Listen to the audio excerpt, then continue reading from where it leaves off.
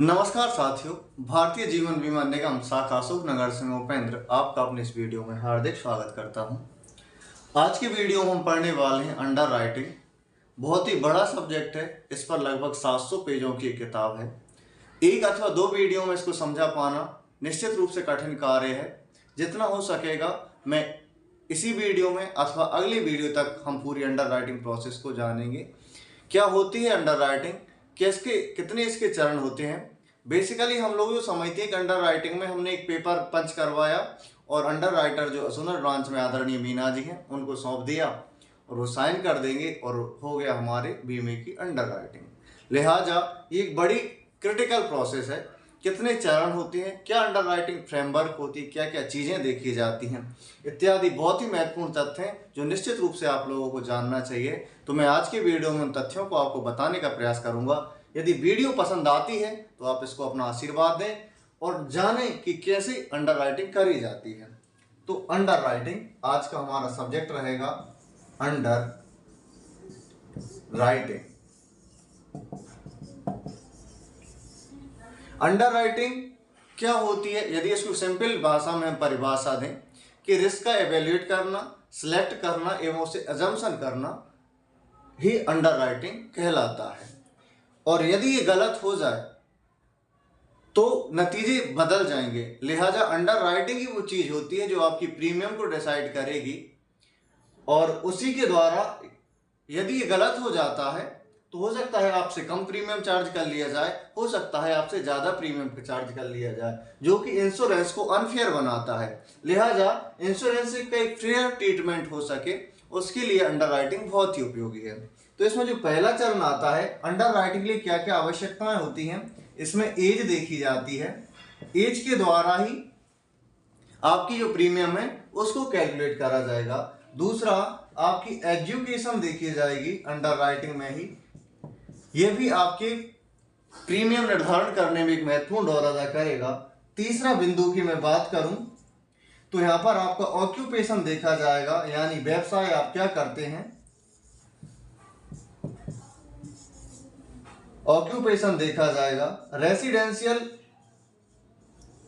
State देखा जाएगा, यानी कि जहां भी आप रहते हैं वो एरिया कैसा है, रिमोट एरिया तो नहीं है, इत्यादि।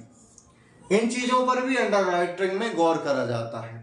इसको लेकर आपके प्रपोजल फॉर्म में बहुत से प्रश्न दिए रहते हैं जिसको कि हम हाँ नहीं में जवाब देकर आगे निकल जाते हैं।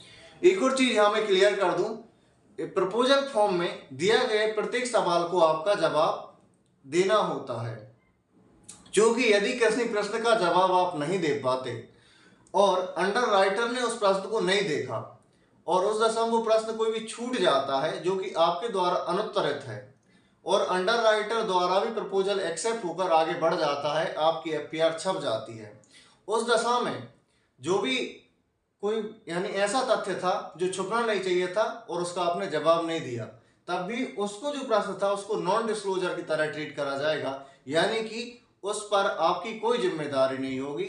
यहाँ गलती देखी जाएगी तो जो अंडर राइट करने वाला ऑफिसर था उसकी गलती मानी जाती है, यानी कि उसे नॉन डिस्क्लोजर की तरह ट्रीट करा जाएगा। और यदि ये चीजें गलत हो जाएं तो आपकी प्रीमियम दर डिसाइड करने में थोड़ी दिक्कतें हो सकती हैं। अब यदि ये ज्यादा होगी तो क्या क्या अंडर राइटर कर सकता है, इन ऑक्यूपेशन के आधार पर कुछ नतीजे निकालते हैं।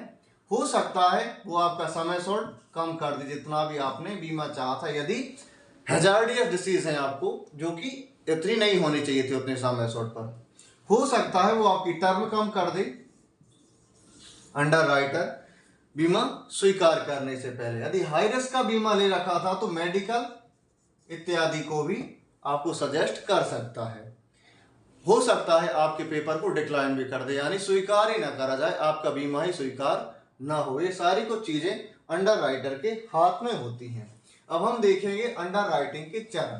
चरण आता है, प्रोसेस आती है, उसमें हम कहते हैं इवेल्युएशन। पहला चरण है इवेल्युएशन। इवेल्युएशन इसमें क्या करेगा, अंडर राइटिंग जो भी आपका पेपर गया है उस पर अंडर राइटर बहुत ही तथ्य जो दिए गए रहते हैं, प्रश्नों से संबंधित क्वेश्चनरी होती है, उसको बारीकी से देखता है, उसको एवेल्युएट करता है, उस प्रपोजल फॉर्म के माध्यम से जानकारी लेता है, यानी कि कितनी हैजार्डियस रिस्क वो स्वीकार करने वाले हैं, उस रिस्क को एवेल्युएट करते हैं, पूरी जानकारी लेते हैं, तब जाकर आपका बीमा स्वीकार करा जाएगा। ये सब चीजें एवेल्युएट करने के बाद वो इस नतीजे पर पहुंचते हैं क्या जो इसने समय सोड निर्धारित करा है उतना समय सोड इसको दिया जाना चाहिए अथवा नहीं। इसी में दूसरा चरण आता है सिलेक्शन, यानी कि जितने प्रकार की रिस्क को आपने बीमा के तहत कवर करना चाहा है उतनी प्रकार की रिस्क में से कितने प्रकार की रिस्क इंश्योरेंस स्वीकार करेगा ये निर्धारित करती है अंडरराइटिंग प्रोसेस। यानी कि बीमा कंपनी आपके द्वारा जितनी भी रिस्क हैं निर्धारित जो आपने कर रखी है उनको बीमा कंपनी स्वीकार करेगी या नहीं करेगी, ये कहलाता है सिलेक्शन प्रोसीजर। और इसमें तीसरा चरण आता है एजम्पशन।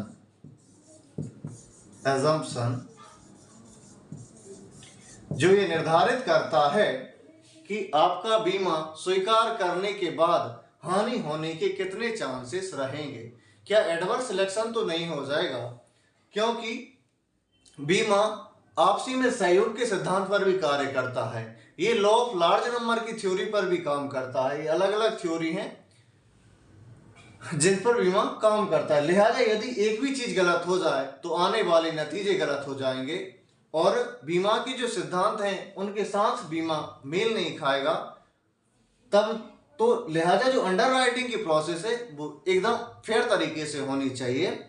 तो आज के वीडियो में आपने जानी अंडरराइटिंग की पूरी प्रोसेस। मिलते हैं अगले वीडियो में, जब तक के लिए स्वस्थ रहें, सुरक्षित रहें। जय हिंद, जय भारत। वीडियो कैसा लगा कमेंट करके जरूर बताएं। ये चीजें अधूरी हैं अंडरराइटिंग में, यदि आपको लगता है कि इस पर दूसरा पार्ट बनाया जाए तो ये भी आप कमेंट में जरूर बताएं। मिलते हैं अगले वीडियो में, तब तक के लिए बाय बाय।